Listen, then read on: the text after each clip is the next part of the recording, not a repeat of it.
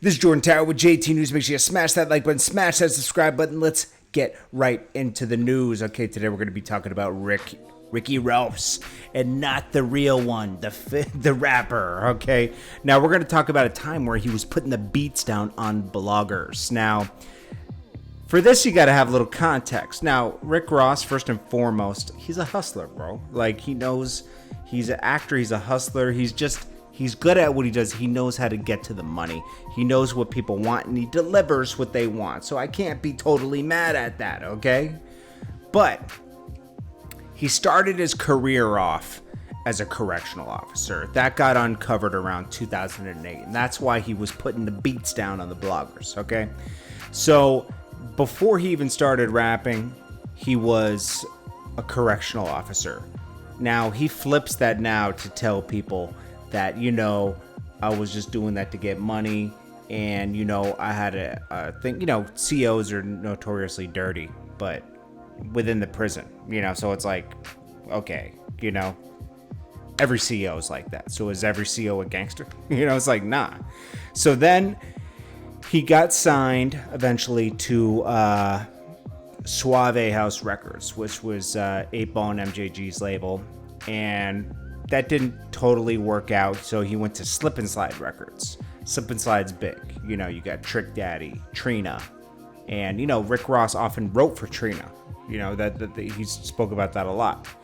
And eventually, he got, you know, he had no beard. He changed his name from Teflon Don to Rick Ross, after Freeway Ricky Ross. Freeway Ricky Ross is a big drug dealer, or was a big drug dealer in LA.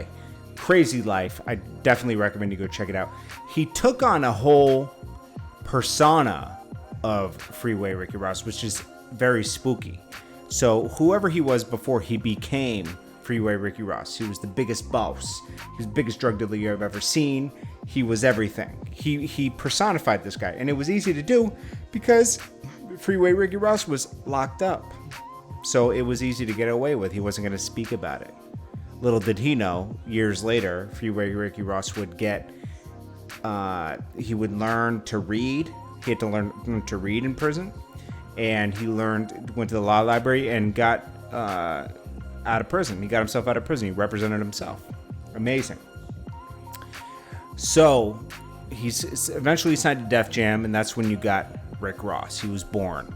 And, you know, you got the Hustlin' record and so on and so on. He had a few good years. Then he had a dip around 2008. When he had a dip around 2008, he had Port of Miami, Trilla, and then people didn't really care anymore for a while. There was a year where it was a little spooky. And, you know, he dropped, I think even Deeper Than Rap was like, It wasn't the best. Prime Rick Ross didn't come till around 2010. But around 2009, the CEO thing came out, and he thought his whole career was over. It was uncovered. He wasn't the biggest boss they've ever seen. He was the biggest CEO you've ever seen. But I always respected that this guy was able to take on a persona, act, and be somebody everybody wanted, because that's what was hot in the music industry at the time. He just wasn't that guy. Unfortunately, DJ Vlad, somebody who, you know, not everybody likes, and I particularly, it's whatever, you know. We've had our differences, but I do respect one thing with DJ Vlad. He's consistent, he works hard, he knows how to figure out a plan, and he got to the money.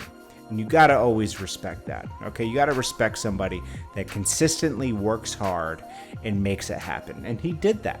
He seized an opportunity. He did something I didn't do, and I always gotta say that.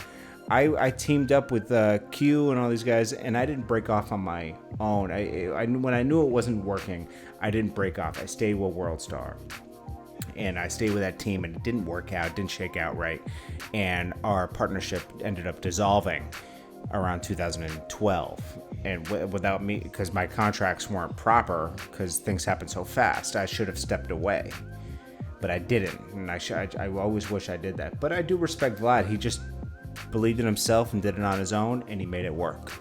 And still to this day, you know. So anyways, Rick Ross called it, you know, they set up a fake interview, and they put the beats on him. And then eventually Vlad sued him for undisclosed amount of money and won.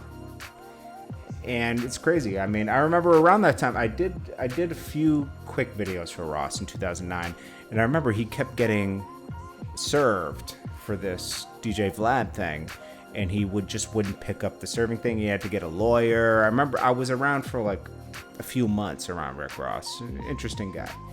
He's a nice guy though. I'll give him that. He is a nice guy, and he's a hustler. He is everyday hustling. I've never seen he works very hard. I'll give him that. Okay. And after that, you got Prime Rick Ross. He dropped the BMF record, and it was out of here. He signed Meek Mill. He signed Wale. He started MMG. It got crazy, man. From 2010 to 2014, unstoppable. And then, it just levels out. You can't stay on top forever, Only Drake has had the longest run in hip-hop ever. I think it's 11 years at this point. It's amazing. 10 strong, 11, the first year was just, heating up, 2009. But, wow, what a run. Anyways, yeah, that's what happened with that. And Vlad's still successful to this day. And he didn't let it stop him. Now, Vlad didn't start the thing. I don't know why Vlad got it. I guess it was just an example made by him, but really a website by the name of Smoking Gun put it out. And then Media Takeout took it, and then Vlad posted it. And they just tried to make an example out of somebody, and Vlad was the guy. That's why, and they really did him dirty, man. And it wasn't, I don't really respect it because if you're from that life, Ross from that life, you don't you don't put the beats on a blogger, That's kind of suckerish, You just take it on the chin and keep it moving. But he explains it away. He dances around that topic. He does the macha-cha around that topic if you bring it up. Anyways, guys. It's JordanTower JT News. I hope you guys start your day strong. I hope you guys looked in the mirror and let you guys, even if you don't feel like doing anything today, you got to do it. You got to take that time to learn something new. Take that time to go look for a job. Take that time to set a few hours aside to work on your passion, okay?